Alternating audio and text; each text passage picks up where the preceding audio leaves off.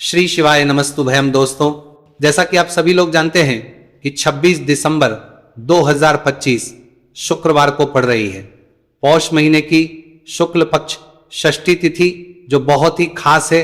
और दोस्तों, ये वो तिथि है जो कि पौष महीने में शुक्रवार को पड़ रही है, तो इस दिन का महत्व और भी अधिक बढ़ जाता है।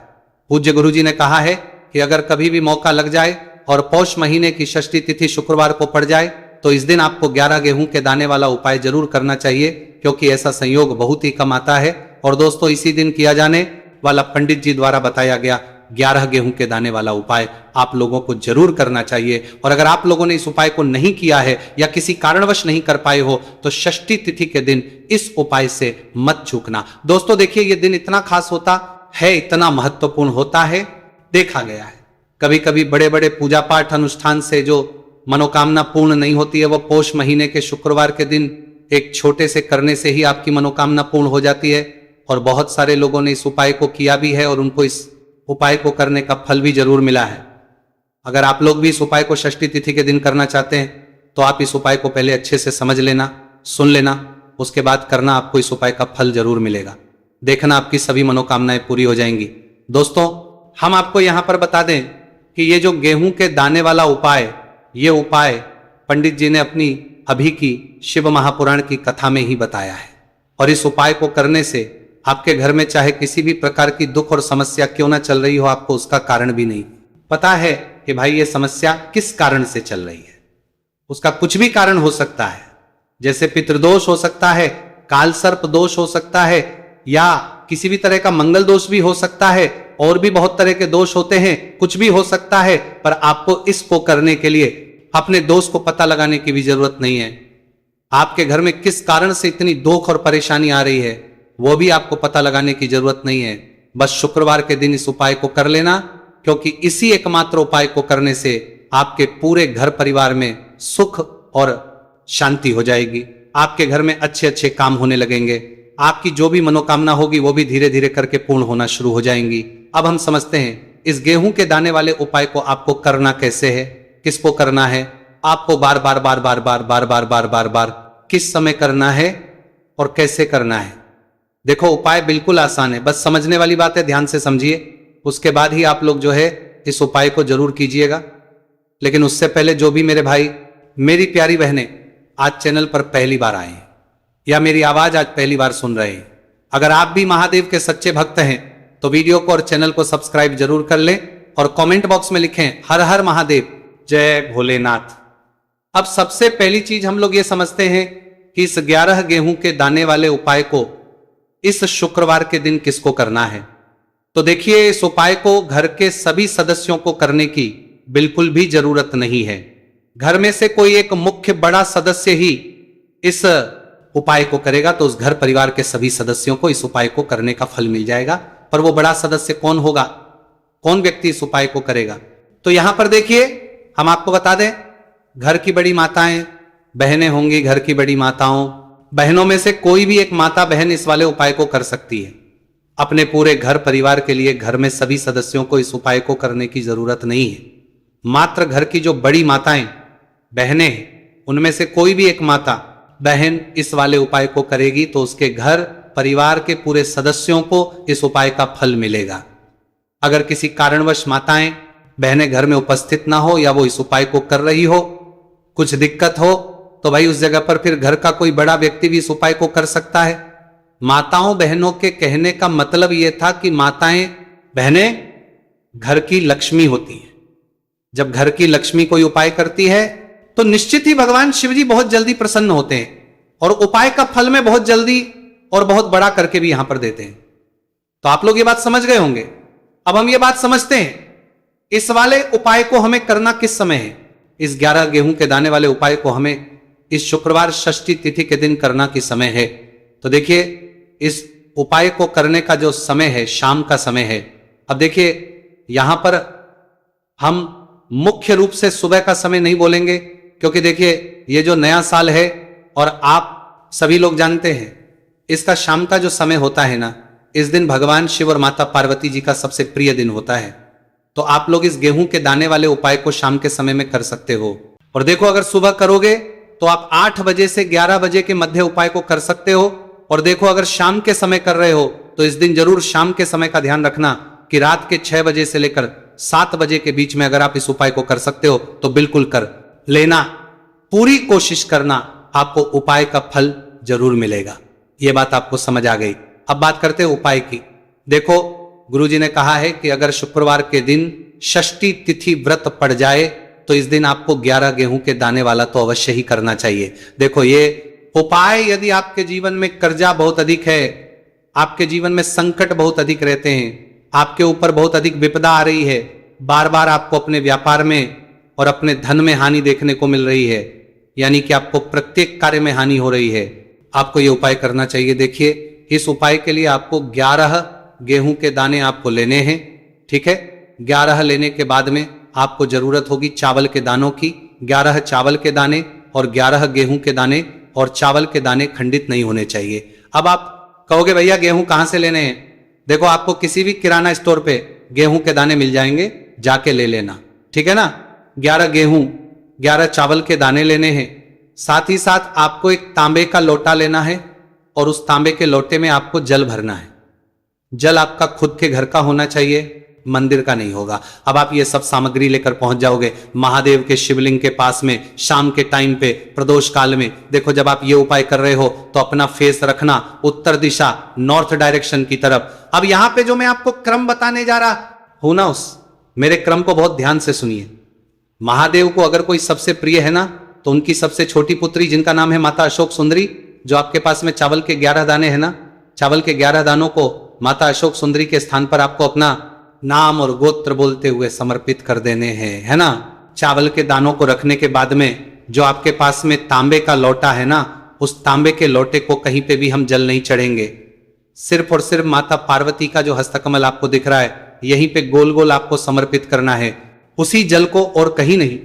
ना तो माता अशोक सुंदरी के स्थान पर, ना तो के ऊपर, सिर्फ आपको यहां पे गोल गोल जलाधारी पर आपको उस जल को समर्पित करना है।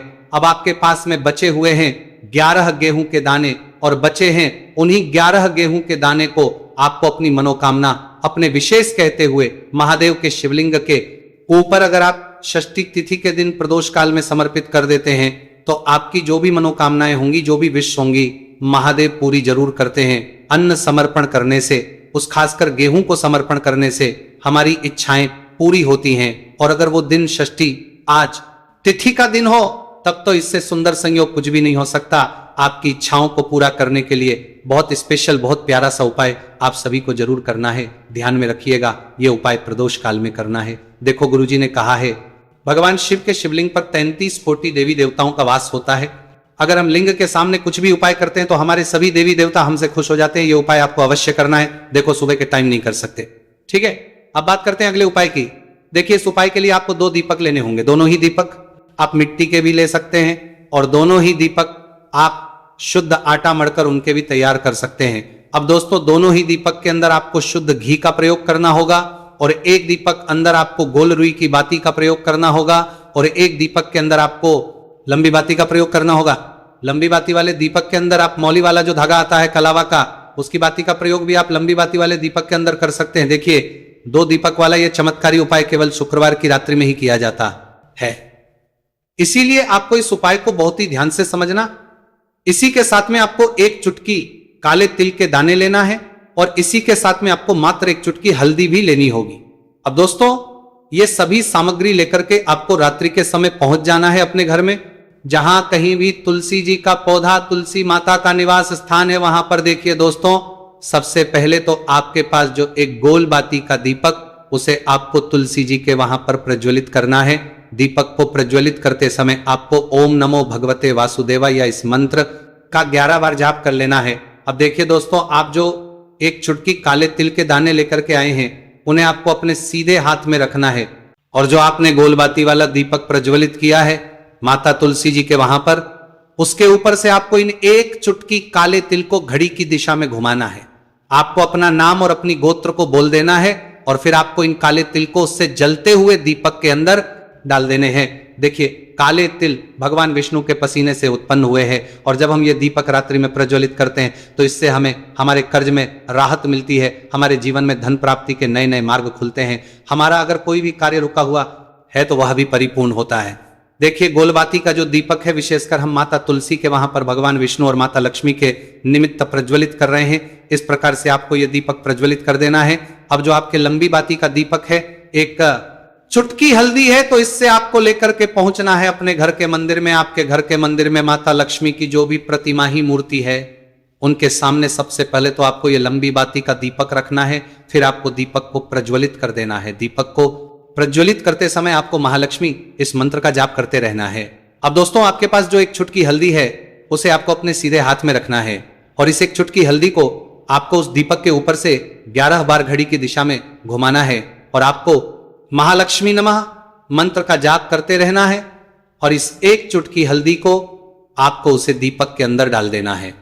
देखिए एक चुटकी हल्दी वाला जो दीपक है आपके जीवन से दुर्भाग्य को समाप्त करता है, माता लक्ष्मी की आपको कृपा प्राप्त करवाएगा, धन प्राप्ति के आपके जीवन में नए मार्ग बनाएगा। देखो अगला उपाय है वो भी बहुत ज्यादा खास है।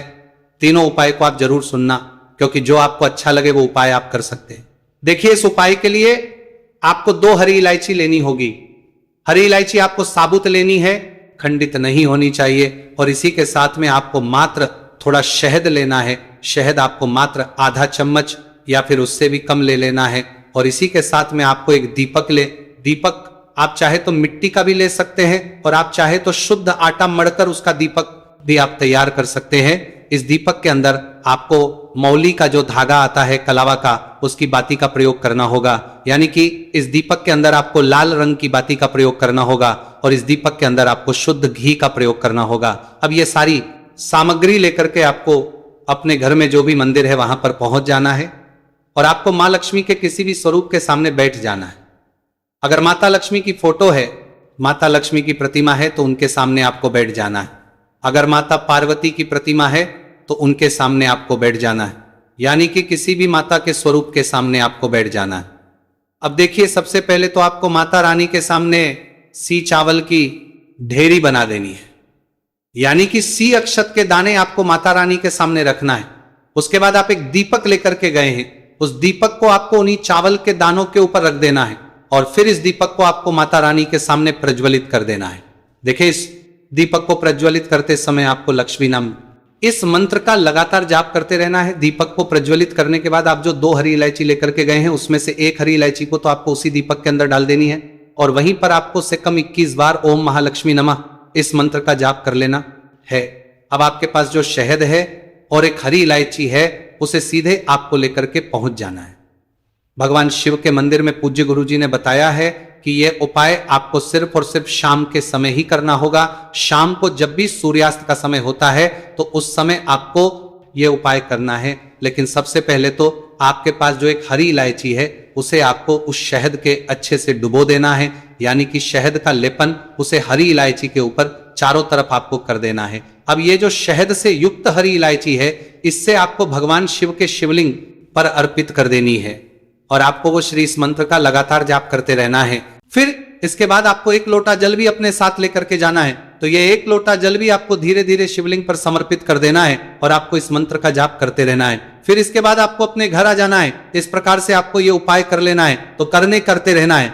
चलिए दोस्तों जान लेते हैं गुरुजी द्वारा बताए गए दूसरे उपाय के बारे में। देखिए इस उपाय के लिए आपको लेना है 11 चावल के दाने। गुरुजी ने कहा है चावल के दाने खंडित नहीं लेने हैं, बिल्कुल साबित होने चाहिए। उसके साथ में आपको लेना है 1 बेलपत्र। बेलपत्र का भी नियम है, अगर आपके पास बेलपत्र नहीं है तो आप शिवलिंग से उठाकर उसको पुनः शुद्ध जल से धोकर इस्तेमाल कर सकते हैं। इस प्रकार आपको बेलपत्र लेना है। इसके बाद आपको 1 लोटा जल लेना है।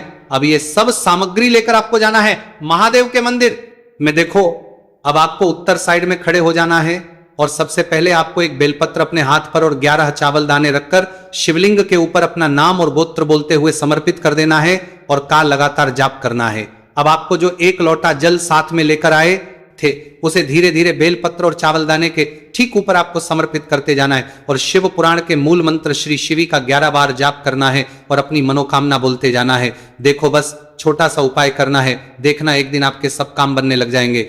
गुरुजी का बहुत ही विशेष उपाय है। चलते तीसरे उपाय के। देखिए देखो इस उपाय के लिए आपको लेना है गोलबाती का दीपक। आप चाहे तो मिट्टी का ले सकते हैं या फिर घर से शुद्ध आटा मढ़कर उसका दीपक आप तैयार कर सकते हैं। इसके बाद आपको लेना है शुद्ध गाय का घी।